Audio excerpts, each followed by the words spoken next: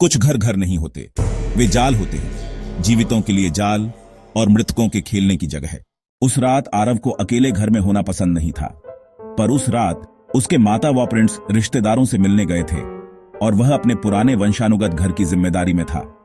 यह एक विशाल जगह थी, पुरानी लकड़ी की फर्श और अनंत हॉलवे थे। जैसे ही आधी रात नजदीक आई, खिड़कियों पर हवा हुई।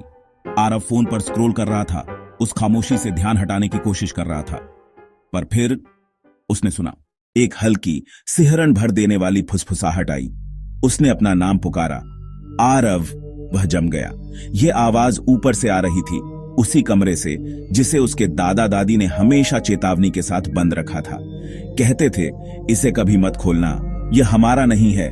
पर अब जैसे ही आरव सीढ़ियां चढ़ा, उसने देखा दरवाजा थोड़ा खुला था और अंदर से जाड़े की हवा निकल रही थी।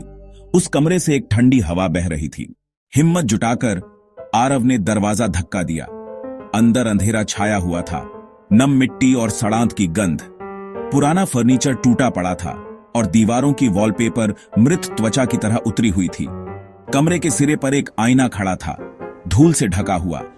आरव खुद को देखने के लिए खींचा चला गया, पर हर स्वाभाविक इच्छा भागने को कह रही थी।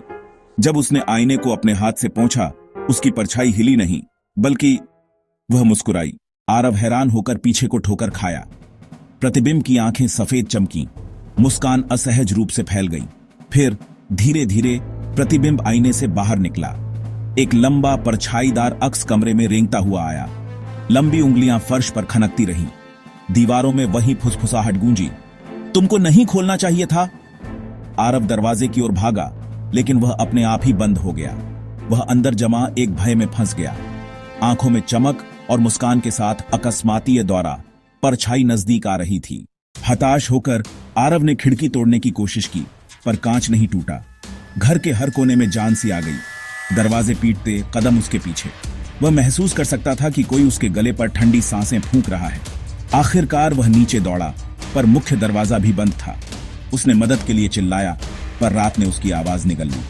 अचानक रोशनी झिलमिली और उसने देखा दीवारों पर दर्जनों परछाइयों के चेहरे, जो एक साथ उसका नाम फुसफुसा रहे थे। आरव का फोन जेब में पंघला। कांपते हाथों से उसने निकाला। एक अकेला संदेश था, घर ने तुम्हें चुना है। वह प्रतिक्रिया देने से पहले ही एक ठंडी हथेली ने उसके कंधे पकड़े। उसका शरीर जड़ हो गया। उसने आखिरी बार जो देखा, वह खिड़की के शीशे में अपनी परछाई थी और कुछ गैर मानवीय उसे खींच ले जा रहा था। अगली सुबह पड़ोसियों ने घर खाली पाया। आरव कभी नहीं मिला। कुछ कहते हैं कि वह बंद कमरा शापित था, दुनियाओं के बीच एक द्वार। तुम्हारा नाम, और अगर तुम कभी आधी रात को उस घर के पास से गुजरे, शायद तुम भी अपना नाम सुनोगे। सवाल यह है, क्या तुम जवाब दोगे?